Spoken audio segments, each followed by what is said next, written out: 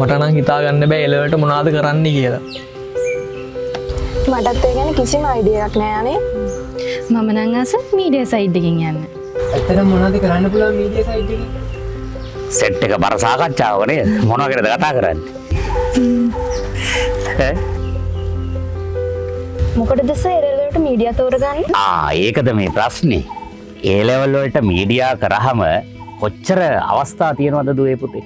දැන් ඒ ලෙවල් කරාම අපිට විශ්වවිද්‍යාලයට යන්න පුළුවන් වෙනවනේ දුවේ.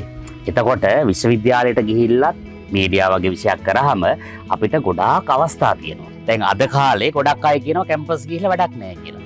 එහෙම එකක් නෑ. ඉගෙන ගත්තොත් තමයි අපිට ජීවිතේ දිනන්න පුළුවන් නේ. එතකොට මීඩියා කියන විෂය මොකටද මේ ලෙවල් වලට දාලා තියෙන්නේ?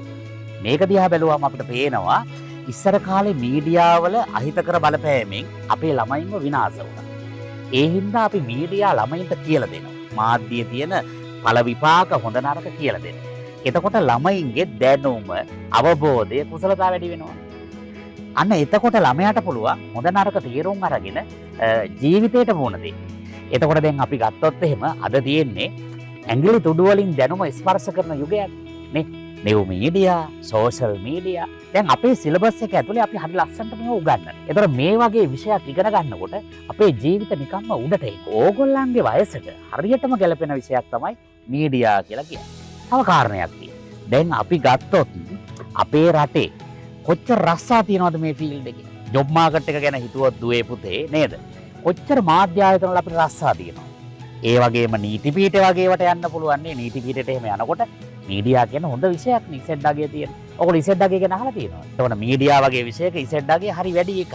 දැන් ඕගොල්ලෝ කතා කර හිටියේ මොකටද මීඩියා කරන්නේ මොනවද ඒ ලෙවල් වලට කරන්න කියලා නේද? මං යෝජනා කරනවා බලන්න මේ වගේ හොඳ විෂයක්.